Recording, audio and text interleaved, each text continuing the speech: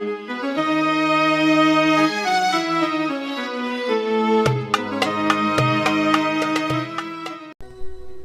اللہ الرحمن الرحیم، صلی اللہ علی حبیبہ سیدنا محمد وآلہ واصحابہ وبارک وسلم۔ السلام علیکم سامعین و ناظرین۔ حضرت عیسیٰ علیہ السلام کے ساتھ ایک آدمی سفر کر رہا تھا۔ اس نے سوچا اس موقع سے فائدہ اٹھانا چاہیے، پیغمبر خدا سے ایسا عمل سیکھ لینا چاہیے جس سے پتھر سونا بن جائے اور مردہ زندہ ہو جائے۔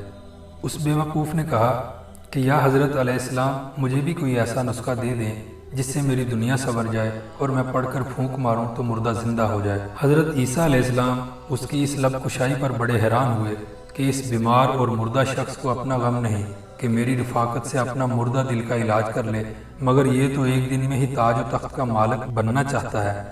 حضرت عیسیٰ علیہ السلام نے فرمایا، چپ رہ، یہ تیرا کام نہیں۔ اس مقام تک پہنچنے کے لیے بڑی منزلیں طے کرنی پڑتی ہیں۔ یہ قوت تو اس وقت حاصل ہوتی ہے جب ایک عمر روح کی آلودگیوں کو پاک کرتے کرتے گزر جاتی ہے۔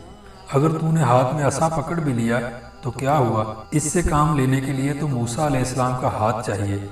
ہر شخص عصا پھینک کر اژدہا نہیں بنا سکتا اور نہ پھر اژدہے کو عصا بنا سکتا ہے۔ اس شخص نے کہا، اگر آپ علیہ السلام مجھے یہ اسرار و رموز نہیں بتانا چاہتے تو نہ صحیح، میری یہ عرض قابل پذیرائی نہیں تو میرے سامنے مردہ زندہ کر کے دکھا دیجئے۔ راستے میں ایک گہرے گڑھے میں کچھ ہڈیاں دیکھیں تو عرض کرنے لگا، یا حضرت، ان پر دم کر کے پھونکیے۔ اس شخص کے اصرار پر حضرت عیسیٰ علیہ السلام مجبور ہو گئے۔ انہوں نے ہڈیوں پر نام خدا پڑھ کر پھونک ماری۔ یہ ہڈیاں دیکھتے ہی دیکھتے ایک خوفناک سیاہ شیر کی صورت اختیار کر گئیں۔ شیر چھلانگ لگا کر گھڑے سے نکلا اور اس شخص پر حملہ آور ہوا اور اسے فوراً ہلاک کر ڈالا۔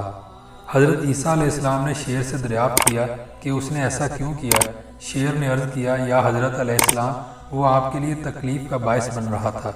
حضرت عیسیٰ علیہ السلام نے اس سے پوچھا کہ تو نے اس کا خون کیوں نہیں پیا؟